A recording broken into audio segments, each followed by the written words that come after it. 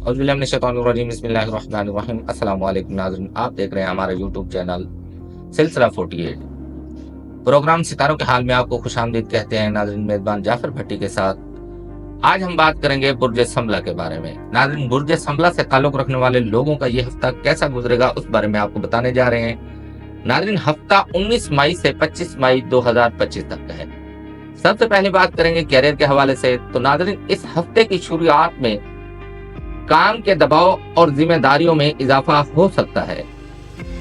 दफातर में मौजूद अफराद को नया प्रोजेक्ट या नया टास्क दिया जा सकता है, जो न सिर्फ वक्त लेगा बल्कि सलाहियतों का भी इम्तिहान लेगा। लेकिन फिक्र की कोई बात नहीं, आपके मुनज्जम अंदाज और प्लानिंग की खूबी आपको सुरखरू करेगी। कारोबारी अफराद को खास कर फाइनेंस और अकाउंट्स के मामलात में मोहतात रहने की जरूरत है। किसी किस्म की बेदिहानी नुकसान का बायस बन सकती है। तलबा या किसी कोर्स में दाखिले की ख्वाहिश रखने वाले अफराद के लिए ये हफ्ता प्लानिंग का है। फौरी फैसला ना करें बल्कि मशवरा जरूर लें। जज्बात और एहसासात के बारे में बात करें तो रोमानवी जिंदगी में ये हफ्ता कुछ पुराना दर्द याद वापस ला सकता है। खास तौर पर अगर आप किसी ताल्लुक में धोखा खा चुके हैं।